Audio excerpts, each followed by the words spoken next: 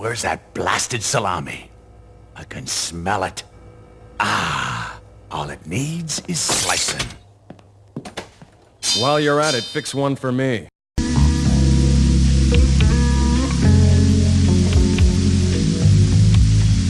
Martin, what are we going to do about this? We didn't think about this point. We didn't think about this riddle. Yeah, we also didn't think about why we're suddenly recording in this dead guy's apartment. We should probably explain ourselves.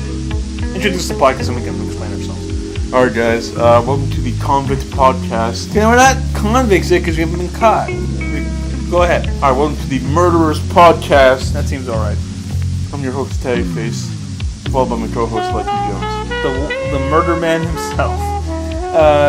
Why are we murderers? We've completed our mission. We made it to Argentina and we finally killed my arch nemesis. And Tav's, well, maybe not his arch nemesis, but definitely mine. Martin Bormann. Yeah, his apartment's boring, man. Yeah, it is. He's got nothing on the walls. I mean, he wants to keep a low profile, which makes it suspicious because if he has guests over, this ancient man has guests over, his holdover from the fucking war has guests over, they're gonna see all these bare walls with no decorations on it. This table here has, like, some toast. You gonna eat that? No. Good. We just killed an old man. Neither was I. Let me throw this out. We just killed an old man. We couldn't just like break his legs. He was a Nazi. He was an old Nazi that wasn't doing anything. He did stuff when he was young. He's paying for his crimes now. He's dead. He paid for his crimes. And besides, you didn't kill him. I did. Yeah, I'm not the one who turned into an animal. That's offensive, Tav. I'm sorry. Yeah. All right. You don't get to win the Terumo grocery store hat. I'm gonna have to send it to another lucky listener. Oh boy, does that mean it's fan mail time? Yeah. Let's let's instead of reading fake fan mail or reading other people's mail that we broke, whose mailbox we broke into. Let's actually read some comments. Let's turn this into comment corner.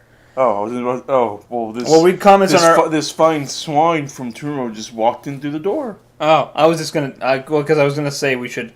I was gonna actually read some comments from our previous video. See, right. So let me find this. All right, hold on, buddy. Give us a second. All right, here we go. All right, let's try not to take up this swine's time up a bit. I should have printed these out ahead of time. Okay. So, first comment. We got two from last video. So, let's see. First comment is by some pig man named... Oh, it's your old friend, Swinehead Terumo. He writes, or he commented, "Bart, I'm scared. Let's get out of here." What do you make of that? Also, he's got no thumbs up or no thumbs down. In fact, no response at all except for ours. Well, what do you think of that comment? Would you give that a thumbs up or a thumbs down? I'd give it a thumbs up. Cool. What do you think he's trying to say to you? I think he's scared and he wants us to get out of here. Okay. That's probably what this pig is here for. Oh, good. Cool. You can wear the hat then. A pig wearing a pig hat. Where the pig in the hat wears a hat. Yo, dog, I heard you like hats of pigs, so I gave your hat a pig. So I gave your pig a hat with a hat on a pig. I gave your pig a hat with a pig on it wearing a hat. There you go. I think that's a pretty good comment. Clearly he is a fan of the show. Mr. Swinehead Terumo. T-Rumo. That's what... Mr. Swinehead Terumo? Oh, Swinehead. I thought it was pronounced Sweeneyhead. Sweeneyhead Terumo? Yeah, T-Rumo. Terumo. Well, anyways, next comment is by I Am the Negro One. He writes, "This is what the real niggas consume." The real what? Niggas. Negus? Negus. The Nexus? The Nexus. The Negus. That's the Nega 64. Is Nega 64 Mega 64's evil version of themselves? I thought that was Rooster Teeth. Oh. No comments. No, that's real. That's real shit. What do you think? What do you make of that? It's so. Well, if Mega 64 hold on. Is is our number one fan, or our number two fan, one of our top fans. You think is he correct in what he's saying about real Nexus users consume our podcast? Well, I hope so. I hope so too. I take it from him. He's got no thumbs up and no thumbs down. Let's give him a thumbs up. All I know is that for some reason only American people and Korean people listen to this. Yeah, you were looking at the analytics, and I was shocked. Did you say at one point for that week only women over 40 really enjoyed your channel and content? Yeah. It was a couple of weeks ago, but checking the analytics for that week, but only women over 40 were enjoying my channel. Guys, bring your MILFs. I know the plot of Book Club 2. Let's look at Tav's channel. It's about the women of the first Book Club movie discovering your channel, and then just like I'm really horny now. Typeface TV, MILF approved. There you go. That's GILF. Grandma. Ugh. That's not to say that older women can't be sexy, but just like when I think of grandma, I think of my grandma. I don't want to think of her that way. My grandma was not a werewolf. We got that all from my grandfather who cursed the family. How do you do it? Stuff. Is he still around? No. My grandma likes to say he's not. I think he's out there. He says he was staked by some. He bit the bullet with a silver bullet. I think she threw the bum out because he was kind of not even a very good werewolf. He kind of used his like werewolfism to like pretty much be a bum and like say, "No, honey, I can't do anything around the house. I'm a werewolf right now." He's just like, "Son of a bitch, get a job. I can't. They won't hire werewolves." It's like they do hire werewolves now, honey. Yeah, wolf jobs. Yeah.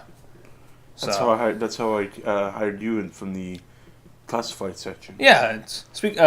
Actually, so that does a comic corner. Speaking of classifieds, you want me to read some local classifieds? Yeah, let's check out the Argentine classifieds. Thank goodness this old man had local newspaper around. Yeah, I feel bad for I don't know how many other people read newspapers in Argentina. If this were a movie, everyone reads newspapers apparently. That's a little thing. Well, there's something.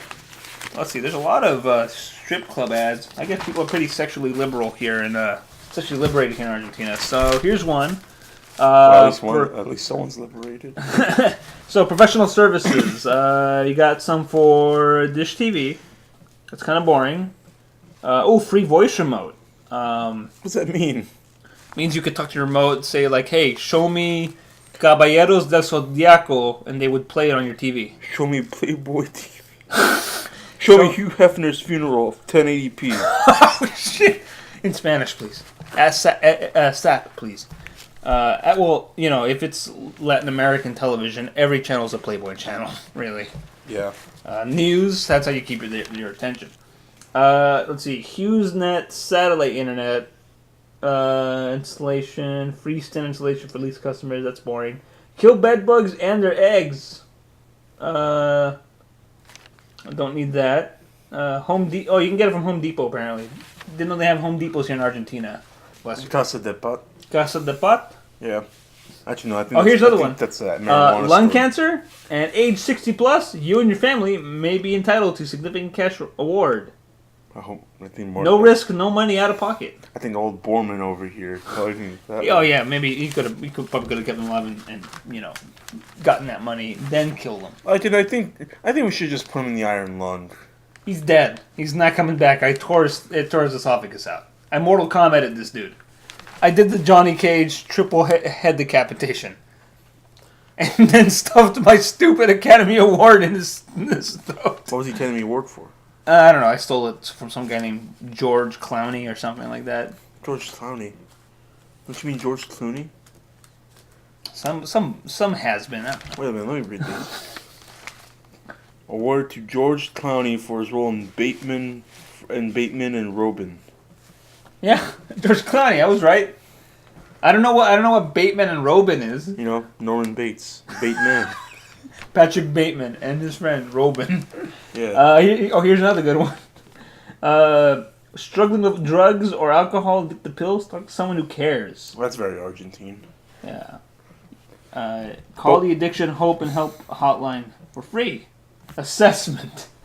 Are you drunk and hopeless and addicted enough? We'll give you a free assessment. We'll send you to a real hotline. Here's a good one. Here's one for jobs tab. Maybe we can take one up so we can make some money to get out of here. You have the boat ready though. Oh. I forgot. This was my boat, but I just didn't like the captain. Okay, well that's why I had you. Well, we're gonna need money to like dock it. For docking fees, wherever the hell we dock it. So well, but why don't we check this page? Because I see it has an envelope. Hold on. Let me read this classified. Maybe you might be interested. Okay. Okay. All right. Here we go. Old man needs a part-time driver, preferably with a pickup truck or van. Maybe someone who needs a place to sleep. No drugs. Preferably with someone who needs Eduardo. Argentinian phone number here. Wait, hold on. For a person. So they need a part-time driver. Preferably someone with a pickup or van. Maybe someone who needs a place to sleep. No drugs. Take this job tab. Can we get a van? We don't have a van. Well, we can steal Borman's pickup truck, or sell his pickup truck and sell his Volkswagen for a pickup truck. Seems like a waste though. Would we get a van or a pickup? Oh, here's a good one, Ted. Make $1,000 a week mailing brochures from home. Now that I can do. brochures to my first and you gotta pay second for your own location. stamps though. That's fine. Whatever. Brochures. So everybody from the world can come to the second location, the first location. Oh, okay. Here's some odds and ends for you, Tav. Tavo Land and Tavo World. All right. So here's so somebody is. Oh, actually, I make a quick announcement. Due to from what I hear of the success of last weekend's Kiss Night, which happened to fall on Father's Day, so it went from Kiss Night to Journey Night. We're having a second Journey Night this weekend, hosted by Turmo and his pig band. Cool. So you're replacing you're giving the mannequins a night off, letting a bunch of pigs with instruments play. Yeah, I'm excited for this. Turmo said he wanted to do it. Cool. I told him, well, okay. I've never been more entertained and hungry at the same time. All right. We're even having a special cooked by Chef Saber, where you can order a pulled Turmo sandwich with some Peter Gigantus ribs on the side. Delicious. Maybe no, I can't eat that. Well, I don't know Peter personally, but I do know Terumo, so I'll have some of that Peter ribs. Okay, so here's an odd and end for you, Tab. Let me see if you're interested. Right. Penis enlargement pump gets stronger and harder. Erections immediately. Gain 1 to 3 inches permanently and safety. Guaranteed results. FDA license. Free brochure at drjoelcaminos.com. .net. Oh, let me go to the website right now. And that's all the classifieds I have this. Let me see if there's any I have this week. So I need my Don so large that people are gonna think when they see me in pants that I have some sort of weird growth. Sir, you don't have to hide that whole kielbasa in your pants like that. What kielbasa? What kielbasa? Just a slow zoom on their horrified face, or alternatively, a slow zoom on their interested face. All right. So you got a topic for this week? Oh wait, let's read that pig's letter. All right. Oh, this one's from Turmo. Okay. He says, "Thanks for letting me host Journey Night. Here's $20." How much do your mannequins make on Kiss Night? It depends on how much money the crowd throws at people. What's the average? I've managed to broom up like maybe somewhere around $100-$200. So this is kind of $20 with Terumo's first Journey Night. Maybe not a good haul, huh? Here's the thing. I told him like he can keep any proceeds. I know he's got Gotta feed those pigs. I know he's got pigs to feed. All right, he's got oats to give. He's got pigs to feed. He's got, But next time, Turmo, give me a bigger cut, man. I'm trying to get out of Argentina. Yeah, we'll figure it out. Hey, wait. Why don't we just look through old Marty's safe? The one thing that, man, that's not a really well hidden safe. He literally has like a little doily on top, draped on it. Stupid. Well, the best disguise is often in plain sight. You can see the giant cartoonish knob. Yeah, but I wonder what the code is. Whatever. Well, to be fair, I don't think the police are going to get us because, one, none of his neighbors have called the police. I don't hear sirens. They probably don't care about this old, isolated man. They probably know that, a bunch of people get revenge on their leftover Nazis in Argentina constantly. So they're probably just thinking, well, maybe that's one more. Another day. It's another day in Buenos Aires, So, yeah, don't feel so bad. I mean, yes, you saw me go into full werewolf mode and murder some old man, but how different is that from all the violence you've committed on Jod? Yeah, that's true. Hey, I need you to find some oats in this old man's cover for this pig. Oh yeah, here's some Quaker oats, buddy. Take the whole thing. I'm not gonna eat it. This pig has gotten more oats in his life from this single job than he has working for Trumo, I bet. That's true. Well, I managed to raid Borman's fridge and find the sandwich. What is it? I'm trying to open up, see what it is. Oh my god, he gutted the bread. Oh. Now you're glad I killed him. Ah, good riddance. Motherfucker. This is, if you do this, you're scum. So you got a topic for me this week, huh? Yeah. A real topic. About our secret anime podcast that is inside our regular dumb discussion. Well, I wouldn't call it anime. I wouldn't call the show anime. Okay, well, it's inspired by anime. It's anime-esque. It's would you call Totally Spies anime? It's anime-esque. Would you call it Fetish Fuel? No, because I've never thought of Totally Spies in that way. Neither have I.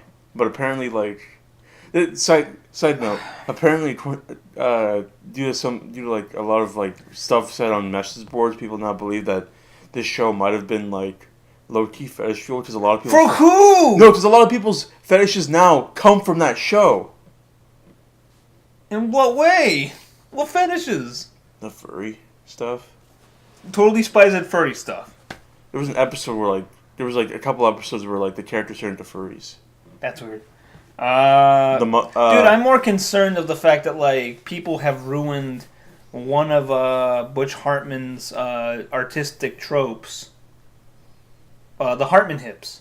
Oh. When he was a character designer on Dexter's Lab and a bunch of other shows, he was the one just well, how do we portray a mature woman to be kind of motherly and mature without giving her giant anime titties? Oh, we just give her big hips because she's a mom. Good childbirthing hips. And now, in this age of thick, everybody is sexualizing any anime or any animated character with large hips that was meant to denote a sense of motherliness. Thanks, Internet. Thanks, Butch. And guess who the latest victim is? Who? Mrs. Incredible. Fair enough. But there's in that movie, in Incredibles 2. Spoiler, guys. There's a lot of from behind. Yeah, but I've seen a lot of those shots, and they never feel sexual because there's no, they're not. If they feel sexual, it's because you're projecting something. So New York Times put our review for The Incredibles 2, and this motherfucker felt like he needed to put in his own horny reactions of it to this movie. Listen up. I want to read you. Okay, here you can go ahead and talk. I'm going to bring up some choice quotes from this. Not even the pig that was in the room would act like that, and he's a pig. Yeah. Well, I bring that up. Father's Day was last week, and you want to talk about your top animated dads in animated shows? Top 5. Top 5 animated dads. Number 1, Gendo Ikari. Okay. Gendo Ikari from Neon Genesis Evangelion. Number 2, Timmy Turner's dad. Is Mr. Turner a good dad? I don't know. No, realistically, a dad that you think on an animated TV show. He tries. That you think is a good dad. That you're this is a good dad. For me, I think of Piccolo. In reality, let's look at this realistically. All right. In reality, when Piccolo first kidnapped Gohan, You trying to him to be a good guy, but I'm talking about he threw him into the woods by himself, and Piccolo just kind of sat and watched what would happen, and then he saw that Gohan wasn't You gave him a sword, a sweet sword, though. Yeah, which Gohan never used after that. Sad. Gave it to Trunks. I mean, yeah. Is Vegeta a good dad? He's a better dad than Goku. An article on the Mary Sue had this exact same topic. They actually put Piccolo on their list, and they talked exactly the same thing that we mentioned in an earlier episode about good dads. And yes, Vegeta is they consider Vegeta a better dad than Goku. And they bring up a scene in GT that the last person that Piccolo talks to before he dies is Gohan. And Gohan's pretty torn up about his death. Yeah, and for good reason. Piccolo was a good dad. On my list, I would probably put Bob from Bob's Burger. He's a good dad. His family shits on him all the time, but he loves them because he knows that they're weirdos, and he's Dexter's dad from Dexter's Lab. Dexter's dad is a good dad. He's a little weird. He yells a lot. He yells. His yelling. Props to Jeff Glenn Bennett, who I interviewed on a college radio show I used to help on briefly. He was great. I asked him about that. That was Dendy. More yelling, damn it. Any other dads that you like? Dexter's dad, Timmy's dad, Gendo Akari. Come on, Trumo's dad. Trumo's. He's not an animated dad. Oh, my dad. Like from shows, man. Good dads that you like. Great dads. Great dads. Trying to think. Okay, in Blaze Blue, Roger was technically raised by a cat. Okay. Okay. A cat dad. If we're bringing in like video game or anime stuff, then I'm gonna say, what's a good? I'm gonna say Hayder from King of Fighters. Yeah, he's a good dad. He totally knows everything. Takuma, he's a good dad. He's handsome. Yeah. Saisyu. Yeah, is Saisyu a good dad? Depends. Depends if he wears the pens. I don't know. Guile's a dad. Guile's a good dad. He encouraged other people to be a good dad. Is Ken a good dad? From what we understand, yeah. Is Terry Bogard a good adopted dad? From what we understand from Rock, yeah. Okay. I guess that's enough. I mean, we're just listing off dads that we like. Hakan is a great dad. He's a family man. He's got 11 kids with a smoking hot wife. Yeah, who takes really good care of herself. I mean, 11 kids and she looks like that? Amazing. I don't know what she's doing, but I want to know her workout and diet plan. Okay, here I found some of those quotes. Okay, this is what this dude is. He goes by Anthony Lane from New York, from the New Yorker. This is what they're allowing in the New Yorker now. All right. Here's some choice selections. As a rule, any marriage in which one partner can willingly cry out to the other, "Trampoline me," inspires only envy and awe. Why? Here's another one. I'm disappointed to report that the action in question is merely a manic pursuit of a gigantic drill that is whirring through a crowded city and demolishing everything in the path, rather than a lazy afternoon in the marital boudoir with the door discreetly shut. But it's just what do you this is a kid's movie. Yeah.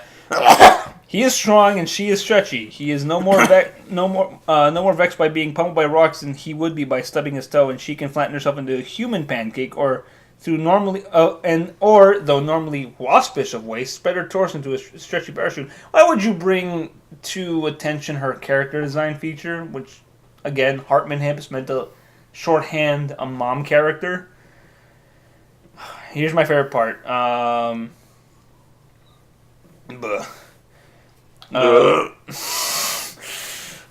Get ready for this tap. Which brings you to the other event. Take your seat at any early evening screening of Incredibles 2 in the coming days. Listen carefully, and you just may hear a shifty sound, as if parents squirming awkwardly beside their enraptured offspring. And why, kids? Because Mommy just leaned over to Daddy and whispered, "Is it me, or does Mrs. Incredible kind of look like Anastasia from 50 Shades of Grey? You know, the girl in the red room and the whips and all?" And Daddy just rested his cooling soda firmly in his lap and, like Mr. Incredible, tried very hard to think of algebra. As for how Daddy will react later during the scene in which Helen and the husky-voiced Evelyn unwind and simply talk woman to woman. I hate to think, but watch out for flying popcorn. The fuck is the matter with you, Mr. Lane? They let this man write an article in the New Yorker? The New Yorker with their cool little cartoons meant to, I don't know, talk about stupid, high-minded intellectual shit? What is, like, this guy had, like, a fetish and he couldn't keep it at his review, right, Tav? I don't like this. I have officially blue screen Tab with an officially printed and published art review of The Incredibles 2 in a high-profile magazine. Or listen up, Timo. If you're listening to this, get your pizza destroyed on New Yorker. Yeah, or I don't care what you do. Or at least get rid of that film critic and his boss who said, "Yeah, this looks good." All right, listen up, rat boys. I'll give you this old man's old apartment because no one's gonna bother to come in here. From what we understand, this guy bought it and he's not renting it. Yes, and have this apartment. That Nazi gold. And you can guys have whatever Nazi gold we leave behind by accident. By accident. All I ask you to do is to bring, what was his name? Martin Bormann? No, Anthony Lane. Bring Anthony Lane to this apartment and keep him here for the rest of his life. Do not give him access to internet. Or The Incredibles. Or The Incredibles. How many times do you think Anthony Lane... He can only watch Up. Tab, what if he jacks it to Up? I just looked at that. That movie's jack free. What if he jacks it to the first 10 minutes of Up? Then he's a pedophile. No, but what if he jacks it to the part when the wife dies? Then he's a fucking sick monster. All right. This is the guy who also, who literally put in his sexual fantasy. I don't know what theater he went to, but to him, describing that kind of thing is just like, no, that never happened. That happened in your mind, sir. I'm trying to think. What is the least sexually driven Pixar film? Cars. All right. No, that's a lie, because they have a scene in the first movie they have two scenes. One, where two possibly underage female cars flash their lights at Lightning McQueen. And another scene where Tomato takes McQueen from the back. Oh, no, I was going to say the scene where McQueen, after pursuing that blue car that he meets at Radiator Springs, spots her. Is it said that actually remember what her name is? What's her name? Susie. Spots Susie and sees her. What cars just what counts as a lower back tattoo to a car, which is a weird detail to have. That is. John Lasseter, what's on your mind? Yeah, no wonder he let us step down. Okay, never mind. Is Monster Inc? No.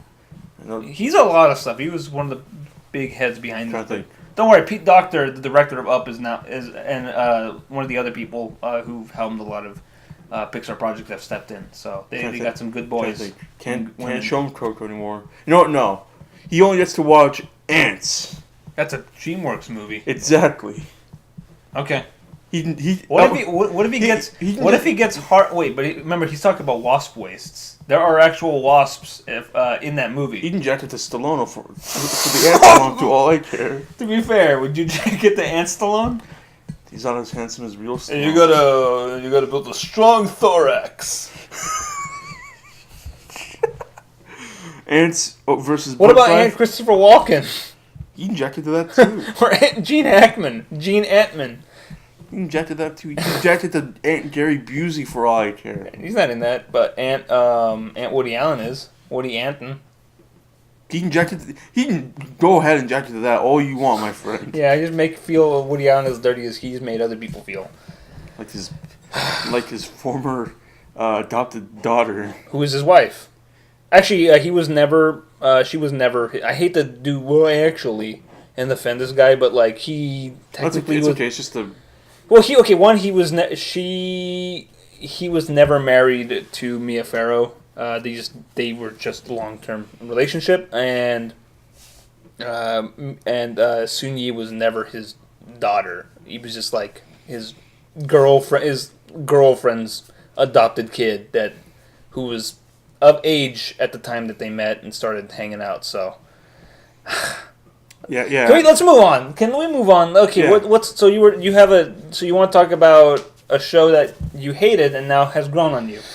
It's grown on me due to due to recent media, and when I say that, I don't mean like some controversial shit. I just mean like due to Blaze Blue, it's gone through interest of like me. Say what it is. Yeah, Ruby. Okay. RWBY. Yeah. Not the character. She's 16, and I can't say that. Okay. Not Pan Pizza. Yeah. Ew. Pan. Yeah, he's a fucking sick fuck. Pan, we thought you. He watched E3 through Disney XD. Excuse me. I'll explain that a little. I'll explain that a little bit later. Well, how did you watch E3? Through Twitch, or often I'd be working while E3 was going on. So, you want how I watched it? just only waiting for the part with Smash Brothers Ultimate. No, I had a guy on the ground floor there. Another guy I know through the monster community. He's the mummy. I had him record everything. Is he the mummy or just a mummy? He's a mummy. Okay, mummies have it really hard in this country. Okay, they're immigrants. They woke up in a mass mummy awakening. They're all coming out of Egypt. Egypt kind of sucks. Was he a pharaoh? No, he's a rando. Actually, he's an Aztec mummy. So. So he's got a bunch of Aztec he gold. really hates robots because the movie the robot versus the Aztec mummy was like based on actual culture war that happened in Mexico. Now he doesn't like talking about it. Anyway, so this guy, this mummy guy that I know, his name is I can't pronounce his name because it's in like an ancient language that it's hard. Do you have to a nickname for him? Do you call him by anything? I call him Manny. Oh. Anyways, Manny the mummy. I asked him like, dude, if you're gonna be at E3, do me a favor, record it for me. He hates new technology, so he borrowed an old VHS recorder and recorded everything on VHS and just mailed me the VHS copy. So I've been watching it on my VCR. That's pretty good. He does not know how to focus it, so I barely know how to watch anything. Well, anyway. But strange enough, the Nintendo presentation was surprisingly clear. So yeah, it was. That was fun. Everything else is just like I don't even know what I'm watching. Is this a Bethesda game? Is this an update? Is that Saber Stand coming on stream? Yeah. By the way, can I suggest a stand name for Terumo? I think he's developed a stand. So if Saber is cold-hearted cuck, I think Terumo, based on one of his comments in the previous episodes, His boardroom stand. no, his stand is absolute incel. That's it. His stand is absolute incel. Cold-hearted cuck versus absolute incel. Cold-hearted cuck will often either cuck Saber or you, depending on the stand feels. What's absolute incel do? I was about to ask you the same thing. What's it do? I don't know. You know what it does? It you think cucking your wallet or your enemy's wallet was bad? What if you had a stand that completely blocks everyone from having sex within its radius? Just completely even the user? Even the user. So can it be used remotely, like a long range stand, or does it have to be, or does Terumo? It's a radius. It's like anyone around Terumo, including himself. He has a hard time turning it off, but he turns anyone into an incel right around him. Some days it'll not be activated. He's like, oh, fine, I can go get some. I can go get some puss or dick. I don't know. I can finally get some sex. Personally, I miss non-gay Terumo. Yeah, and it's like finally I can go have the sex, and then all of a sudden, absolute incel reacted like, no. So, it only speaks in Reddit for incel Reddit posts. All right, it's like a cold-hearted cuck is just essentially Skyrim's director Todd Howard. Yeah. So there. Either Saber ends up with 12 copies of Skyrim on the Nintendo Switch, or you end up with 12 copies of Skyrim on the Nintendo Switch. Either Terumo and everyone around them in a 5-foot radius isn't having sex, or you are having sex. So, how come Journey Night was such a success? Apparently, I found, according to the janitor, there's a lot of white stuff in the bathroom. Ugh. I don't know. Maybe it was off that day. Maybe playing Journey is the only way to suppress absolute incel. But here's the thing: Trumo is also a big fan of Kiss Night. Maybe music is the only way to defeat it. 70s. Yeah. Wait, Journey's 70s, right? It's 70s and 80s. So is Kiss. right? Yeah. Oh yeah. Mostly 70s for Kiss. 80s was not a good So period. 70s to 80s era music stops absolute incel. Pretty much yacht rock stops absolute incel. Like 80s hair metal and like what I like to call, people call dad music is it stops absolute incel. By the way, because everybody was having sex in the 80s and 70s. That's true. So. By the way, guys, bring your MILFs, bring your dads to Journey Night. Extended Journey Night this weekend. So Ruby. Let's get back on track here. Okay, so I was like, when it first came out, I was essentially the prime audience for it, and I was pretty hyped for it myself. Yeah. But I saw the first episode, and I was like, okay, this is cool. Maybe the second episode will be better. And then I saw the second episode, I'm like, okay. And I saw the third episode, and I kind of started... For some reason, I don't remember why, but interest started to wane slowly after the first episode. And I thought about it for a while, I'm like, why was that? And then I think... at the time, the animation was probably just jarring to me.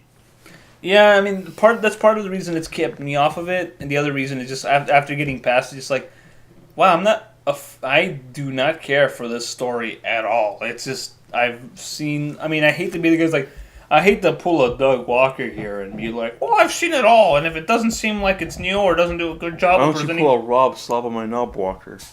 That's the other one. Yeah, so, so I was pretty much put off by, like, how uninteresting and derivative the characters were. I just felt like they weren't doing anything for me, like, story-wise at all. I'm just like, it's like, I've seen this before, and they're not really doing anything new. I felt like I could go back and watch any, like, Academy action anime from the last 5 or 10 years. Yeah. Like, or something new, and then get something cool out of it. Like, My Hero is awesome, but then again, My Hero wasn't around when Ruby first came out. So got Birdman, Frog Girl, Gravity Girl, Boob Girl, Alien Girl, Invisible Girl. Maybe the best one.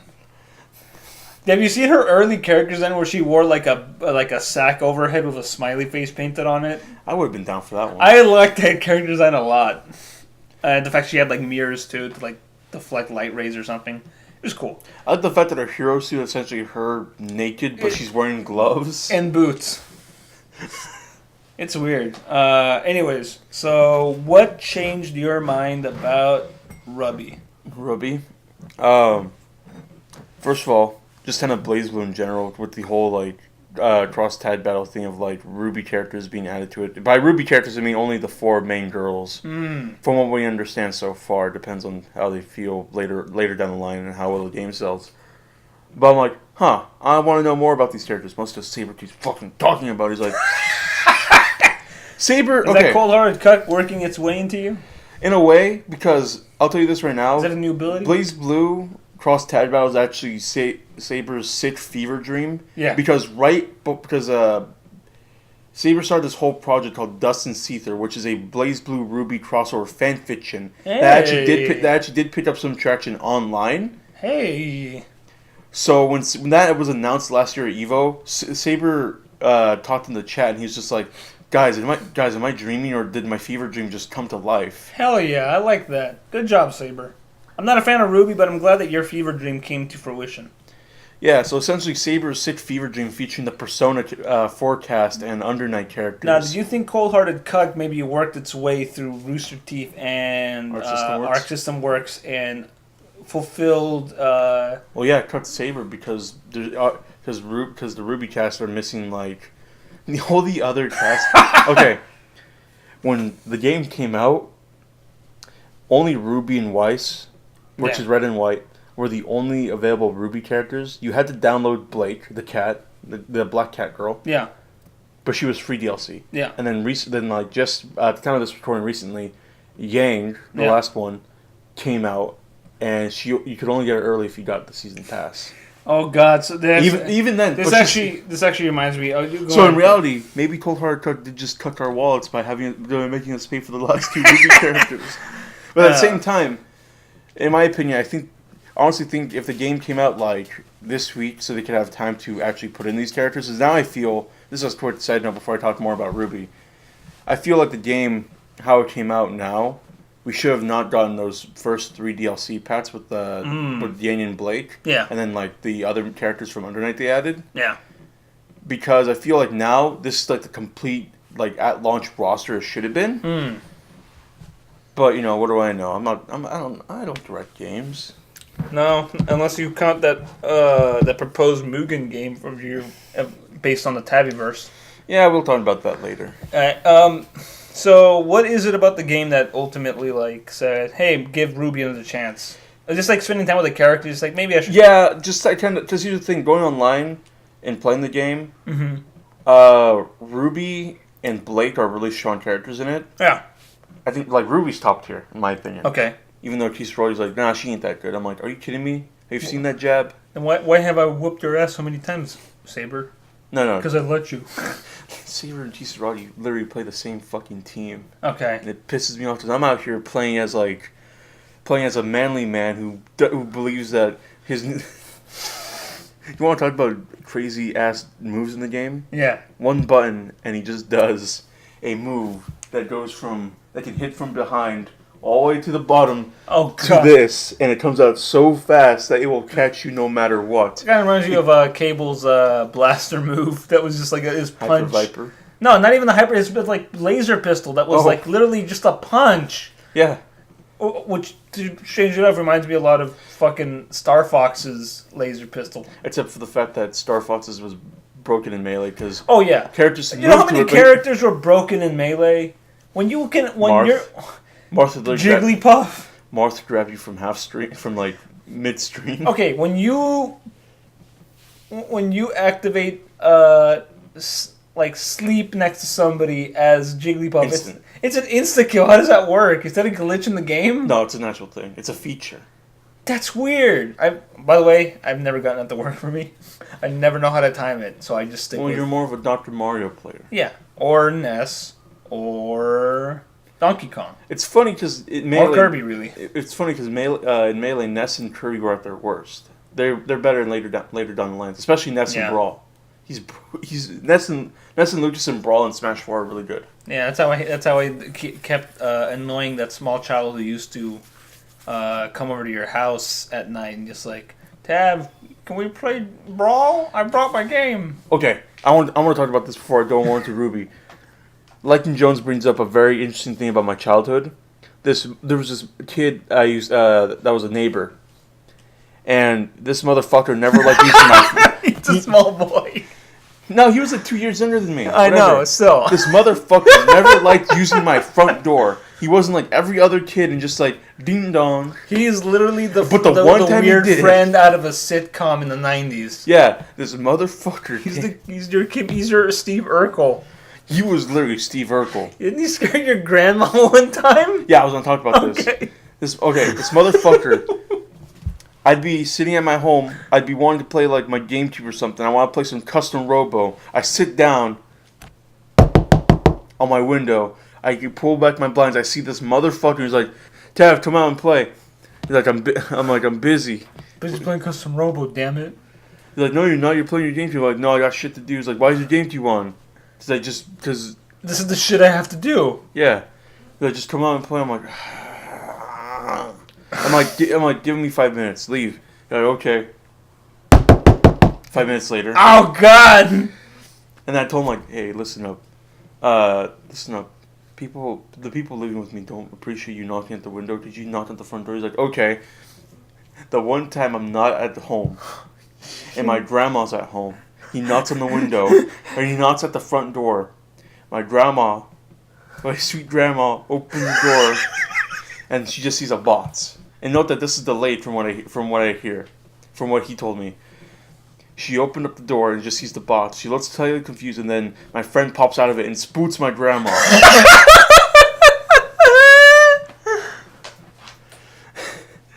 Note that after that, my grandma didn't quite appreciate this. I wouldn't either. Some little white boy kept showing up came over to my house and spooked the hell out of me. He and like another friend that he moved out early. He moved out like maybe like a little later, but like I remember for the while he was the only kid in the complex that owned a copy of Super Smash Bros. Brawl on release, and for some reason he kept trolling us by saying like, "Oh yeah, we'll come over and play Brawl," and then he's like, "But only like 2 of you guys out of like us 3 kids are allowed to come inside," because for some reason he only liked 3-player Brawl. That's dumb. Although I would frustrate him with Ness all the time. The few times it's just like, "Hey, you kids want to let an adult come in to play with you guys?" Sure. Well, it's not really that. It's more like because I had the GameCube, so whenever he'd bring over like Melee or something, then I'd walk by. It's like, "Hey, you kids playing GameCube?" Yeah, it's like how... Sure, let me walk in. I go through your window and just like, sweet. Turn this game off. We're playing Mortal Kombat Deception. No, can I tell this story? Because you mentioned Mortal Kombat Deception. Deadly Alliance, by the way. I was Deadly Alliance. I had Lycan Jones over. I was on a bed, and he drank a few. And he stayed up playing Mortal Kombat Deadly Alliance, and I'd wake up sometimes. I'd hear him practicing the game. He'd be like, "This motherfucking combo doesn't work. This fucking game." You let a grown ass werewolf come into your house, get drunk off of your dad's beers, to play. To play Mortal Kombat Deadly Alliance on the GameCube, and you never told your parents. And just like your dad woke up and he's like, "Hey, what happened to my beers?" "Oh, I drank them all, Dad." "You don't drink. You're a child." Exactly. The monster and a werewolf came out to drink them. That's impossible. That's a horrible racial stereotype, young man. Not all werewolves are horrible drunks who can't get jobs. Only one guy's grandfather is. But anyway, yeah, that's some funny childhood stories. So is there anything else about Ruby? Yeah. It's super easy to catch up on the show due to how short the episodes are. Yeah. I will say they're this. 11 minutes? Yeah, roughly 11 to 15 minutes. Okay. I will say this, watching Volume 1 of Ruby, the animation's a bit jarring, but knowing like the backstory of like pretty much Monty Oum being the sole animator of this project, like you can tell when animation's approved and how big their crew has been getting. Yeah. But seeing like his work and how he choreographs fights are really damn good. No. Like watching animations for characters and running looks really weird. What, did you animate this in Gmod? No, it's like you also remember that like they're probably remember this is the granted whole granted he did mocap everything. Yeah, but you also remember that this is like a company who made their big name off of Machinima. So I mean, well, here's the thing: like when they brought on Monty to do like season 4 Red vs. Blue, that's when they started doing like more animated stuff and like less of like that's where you get all the cool fight scenes. Yeah, and in reality, those again, Monty Oum is really good at choreographing fights. Yeah, I've seen all the later fight scenes on the later episodes of Red vs. Blue, so they're all really good. Yeah, they're great. I'm like, wow, this is Red vs. Blue. I remember watching that stuff in high school, and then years later come back to like, I wonder what this is like. Oh wow, this is impressive. Yeah, this is Rooster Teeth. I thought they were only making podcasts now. I thought they were only hiring Eric Badur, that gremlin. I thought they were only making documentaries about cosplayers who don't really cosplay anymore. It's so... Just Aniki's voice work in Ruby, which is sad because that character is actually one of Saber's favorites. Ooh. I hate her voice work so much. She's like... She doesn't know how to sound evil. She just knows how to sound like a fucking asshole. So whenever there's a line... usual self. Yeah. There's a line I just fucking he's like, "Oh, may I cut in?" I'm like, what the fuck are you supposed to be? Are you mad? Are you angry? Or her voice doesn't suit how the character looks at all. It's like they literally just like, well, Nigri's famous. She can probably like look. It's kind of like the whole like, look, you're famous, we're famous. We'll keep each other in like this. But I will say this, like this kind of popularity loop. But I will say this, going back on Mega 64, Garrett actually does voice one of the villain characters. Yeah, he's actually done some voice work on different things. He's really good at it too. For example, if you go back to he knows how to sound like a suave, like crazed villain character, which is what Adam Taurus is. Well, the one I was always thinking of, his work of Hot Diggity Demon, because he was. I did not make my. I did not make my daughter listen to Blood on the Disco or hit it with a Sega Genesis. Like, I had no idea that was Garrett until I saw the credits. Just like, holy shit. Is that a band? I don't even know. I could hear it a little bit in retrospect, but like, oh man, that's actually good. But that's also like Garrett's always talked about wanting to do voice work, and that's really cool. Except for the fact that Adam Taurus never comes back after Volume 3, and he's absent for Volume 4, despite the fact that he's a main villain character for the character Blake. That sucks. Yeah, because I really do like that character. It's just voiced by Garrett, and he sounds really cool. Anyways, I will say this. I'll give a quick review of each volume. Volume 1 is rough, but is a good start. Okay. Volume 2 gets better. Kind of like Stupid Mario Bros. Yeah. Like, Season 1 is super rough. Mm-hmm. It only gets better towards the end. It's unwatchable now. Really? I think it is. Okay. Because Season 2 is... Sorry, Volume 1... So Season 1 of Super Mario Bros., if you watch it now, you will actually die of cringe. Yeah, it's pretty cringy. It's been a while. I think Season 2 is... Season 2 is great, and that's when they introduce, like, a goofy-ass, like villain. I'm thinking of Nox Decius, the villain. That's a lame name, but that fight scene they have in like the orchard. Again, because Uncle Dane, the good saintry man, knows how to direct stuff. Yeah, and plus this is at the time when like they only have 3 main cinematic inspirations, and that's Spider-Man, the Star Wars prequels, and Lord of the Rings. Specifically, Attack of the Clones, actually. Yeah, which strange enough has like some of the best fight scenes in it. Dooku versus Yoda. Well, also at the time, yeah, but also wait, come on, like you also have those great fight scenes in fucking Revenge of the Sith, especially Obi-Wan and Anakin's. I think that fight scene goes down in pretty well. Like previously on FM on the FM podcast, Saber talked about how his 3 favorite Star Wars movies are actually Revenge of the Sith and Empire Strikes Back. Good choices. I like Jedi.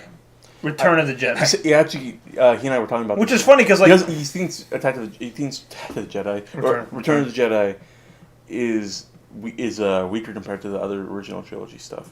It is. Oh, it definitely is. But I still like it a lot. I love it a lot, and I don't care what people say. I fucking love the Ewoks. Also, don't watch the special edition.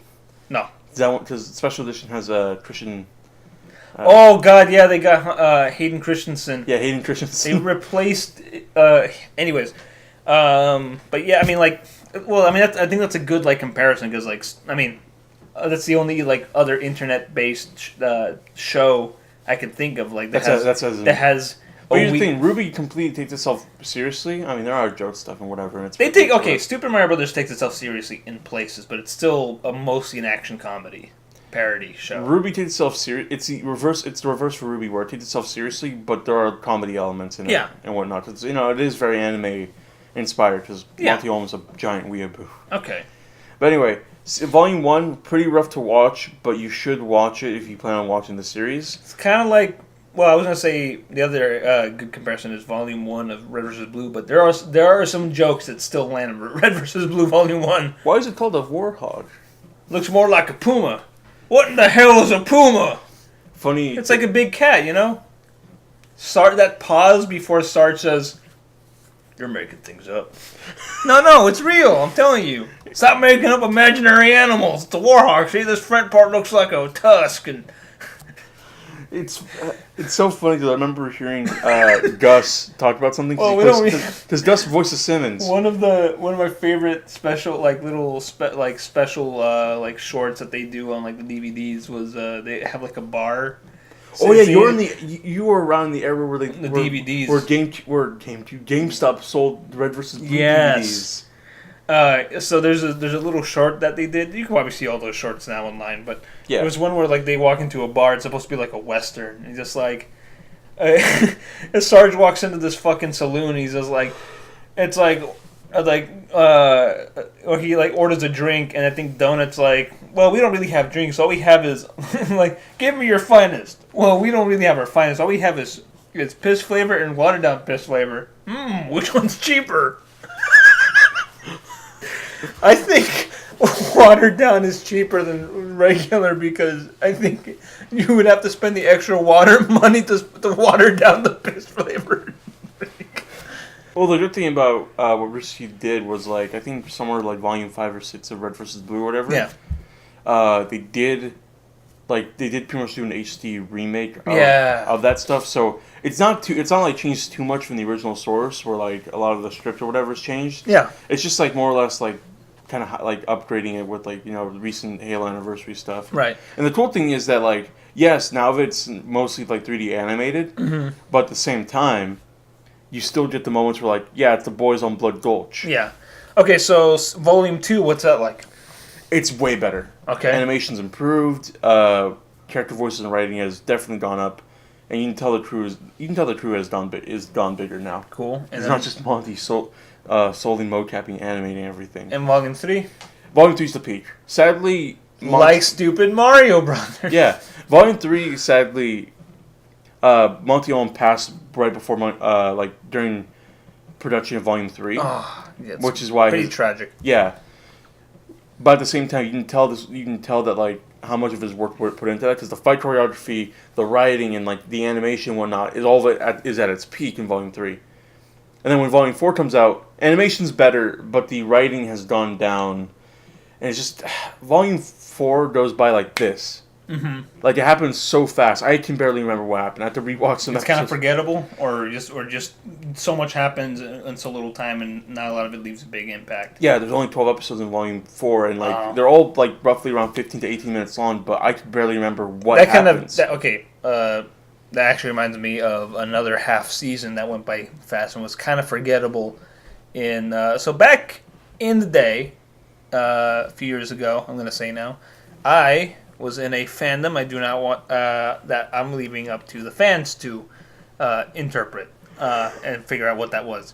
But this fandom was clearly based on a show whose audience was not intended to be grown ass men and women, and they got a season 3 after they thought like, well, we have a season 3. Well, we got a season 3, and it was only like half the episodes it was going to be, and some of them were pretty good, but it was just really like it went by so fast and it was so short.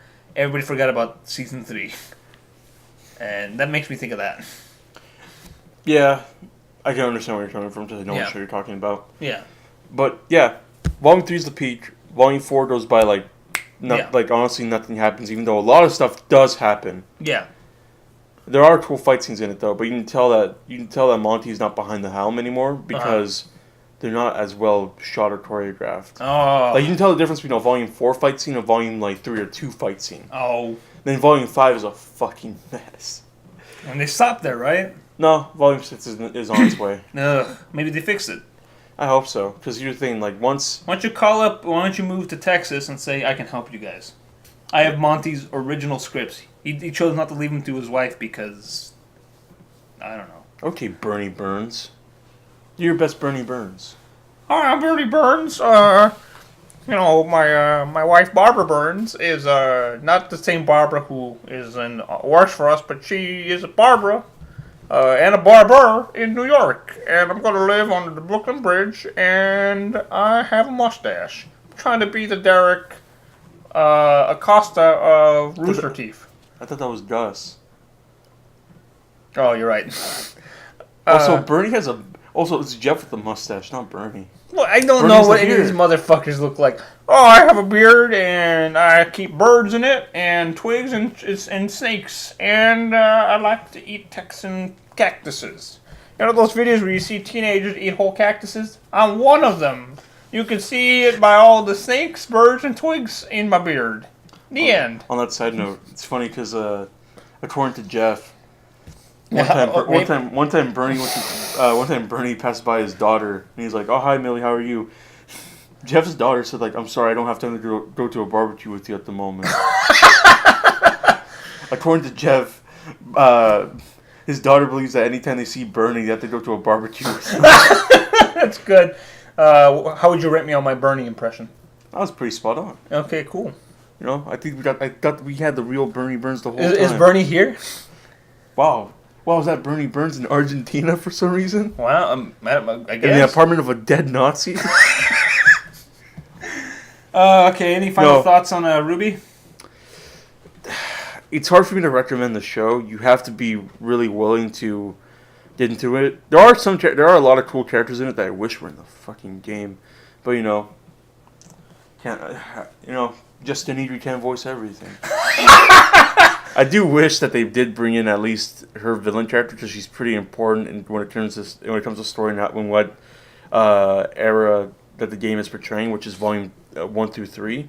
So just Denidri's character would actually be pretty fitting to be in the game. Sadly, actually, that reminds me of a controversy about the lateness of adding those characters to that BlazBlue game. And there was a lot of rumblings, especially in the people who are poor, who don't also who don't like Jessica Nigri and she's delaying the game. Yeah, she's delaying the game because she wants more money because she's a money grubber.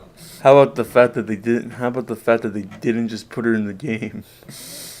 Yeah, sadly, when it comes to this to the DLC of the game, $20 for a season pass, we get like 20 characters. I don't care. That's fine. Yeah, I'm not gonna buy this game. You never know. Yeah. Plus, the game itself was like $50.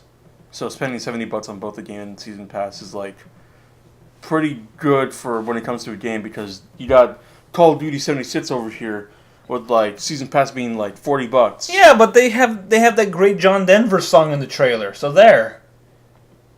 Yeah, that's true. I mean, come on. You saw Logan Lucky. You can't tell me one of the highlights of that movie. The most underrated movie of last year. Yeah, you can't tell me that one of the most this is potassium chloride.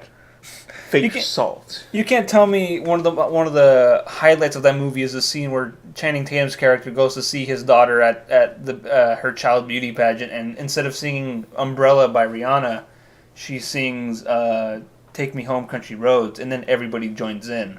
And you can't tell me that's not one of the most heartwarming fucking moments of that movie. It is, and then the mom's like, "What the heck?" And then even her her new husband just like he joins in, and then everyone joins in, and you see that great, beautiful, like approving, like my heart just grew three times that day smile on Channing Tatum as he watches. See the Grimp?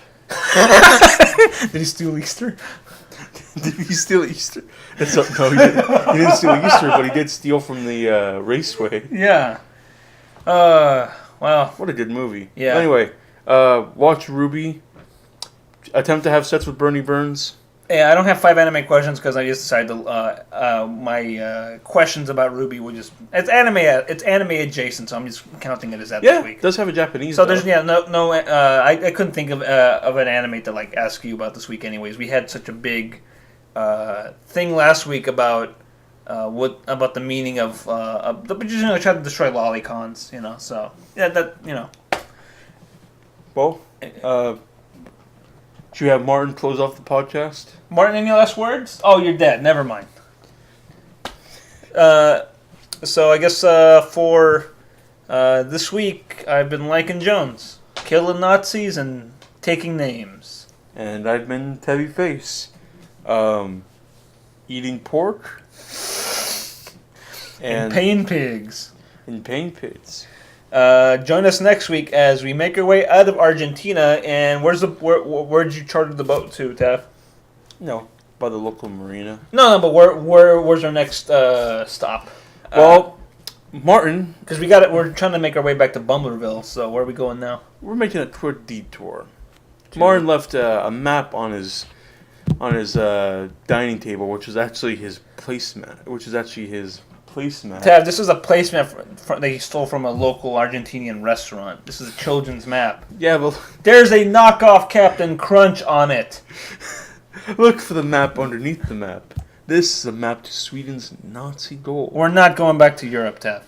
We have to go back to Europe to get the Nazi gold. Fine, we're going back to Europe, but if our boat...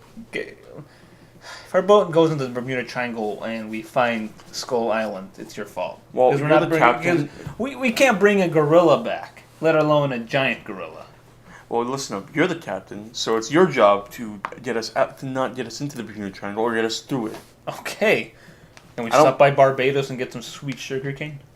Yeah, wait, we can get sugar cane from the market. Fuck that. Let's steal some of this money to buy sugar cane. Yeah, join us next week. Maybe I'll drive us to the Bermuda Triangle and we'll find Amelia Earhart's bones. Maybe we'll find Peter Gigantus. Yeah. All right. Hashtag search for Peter. Hashtag search for Peter. On behalf of the staff and management of Czech Television, we hope you have enjoyed our evening programming and that you will be able to join us again tomorrow.